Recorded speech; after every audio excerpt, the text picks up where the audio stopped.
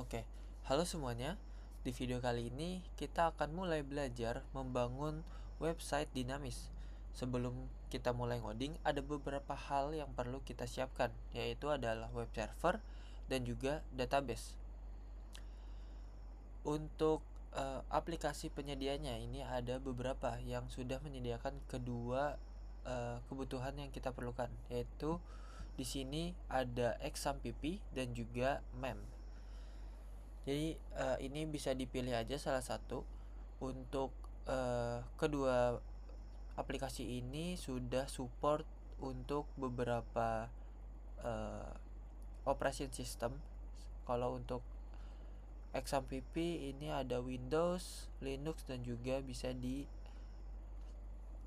macOS. Dan untuk MEM ini juga tersedia untuk versi macOS dan juga Windows kalau tidak salah. Ya, jadi bisa diinstal aja salah satunya.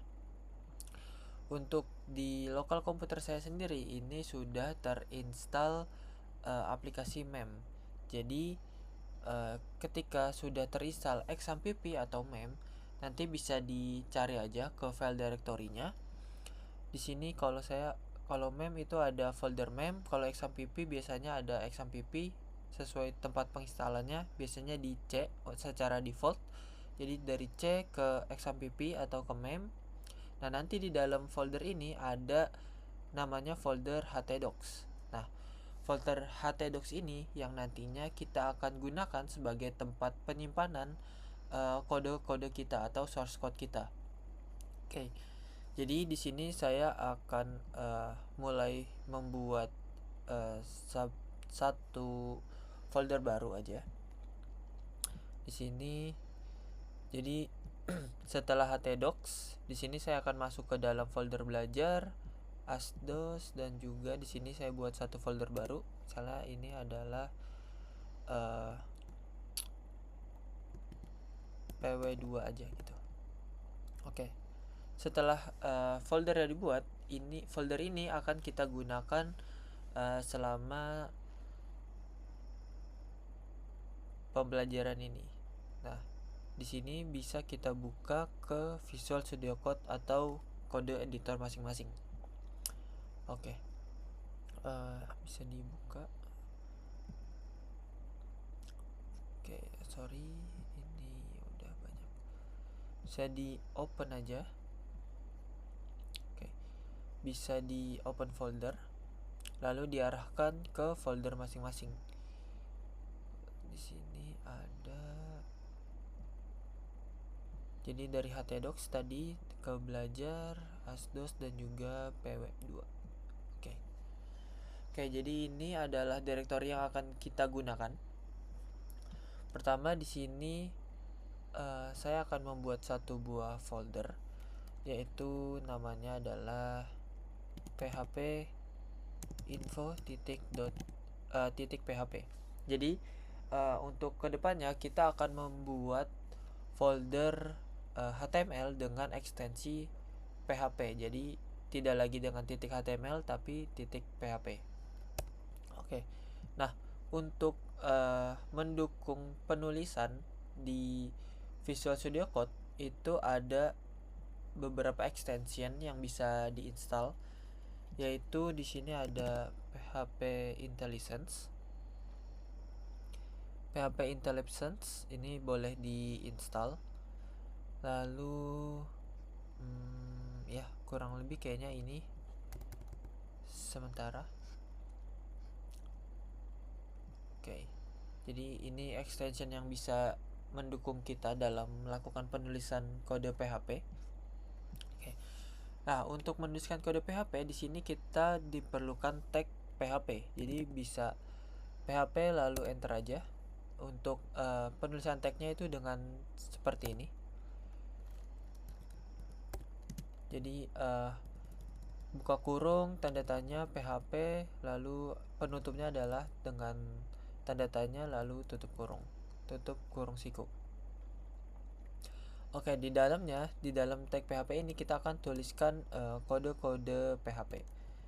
Oke, contohnya di sini pertama kita bisa tuliskan php info untuk mendapatkan informasi terkait PHP atau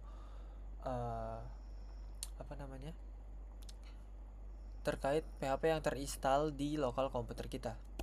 Jangan lupa untuk PHP itu ditutup dengan titik koma. Nah, ini tutup PHP-nya hilang itu nggak masalah karena file ini hanya akan berisi kode PHP, jadi tidak perlu ada penutupnya kayak gini. Jadi hilang pun nggak masalah penutupnya, yang penting itu pembukanya. Oke, sekarang cara untuk menjalankan atau melihat file atau kode yang udah kita buat itu caranya seperti ini. Kita based on lokasi folder ini, kita bisa buka di browser. Jadi htdocs ini akan menjadi root directory kita, ya dimana itu akan kita ganti atau kita gunakan localhost nantinya. Jadi localhost itu akan mengarah ke directory htdocs ini. Nah, setelah htdocs baru kita akan arahkan ke lokasi penyimpanan source code kita. Contohnya seperti ini.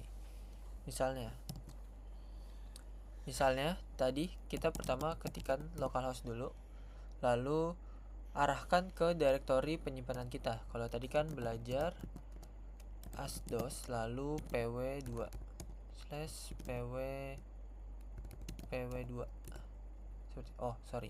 Sebelum mengakses di browser, kita perlu menjalankan web servernya terlebih dahulu. Jadi bisa dibuka untuk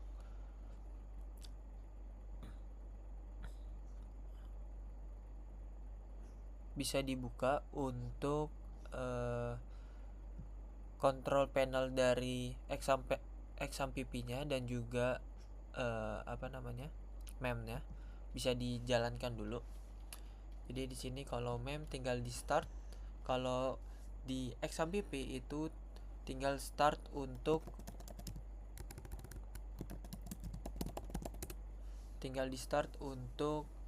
Apache dan juga MySQL-nya. Tapi untuk sekarang kita hanya perlu Apache-nya terlebih dahulu. Jadi ini sudah running. Sekarang kita bisa membuka yang tadi.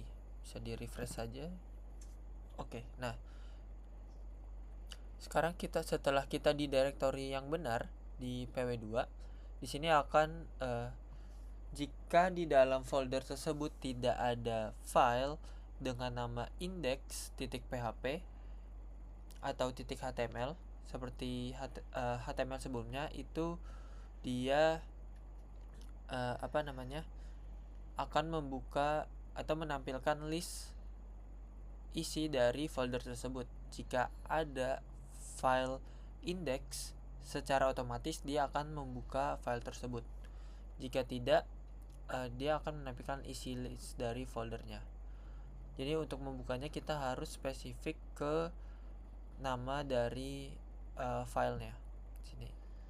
Jadi php info ini dia akan berisi data-data PHP yang terinstall di lokal komputer kita. Oke. Jika sudah tampil seperti ini, berarti kita sudah siap ngoding atau membuat website dengan PHP. Oke. Untuk video kali ini cukup sampai sini. Itu melakukan instalasi web server dan juga database. Jadi untuk database-nya nanti kita akan akses ke localhost /php/myadmin.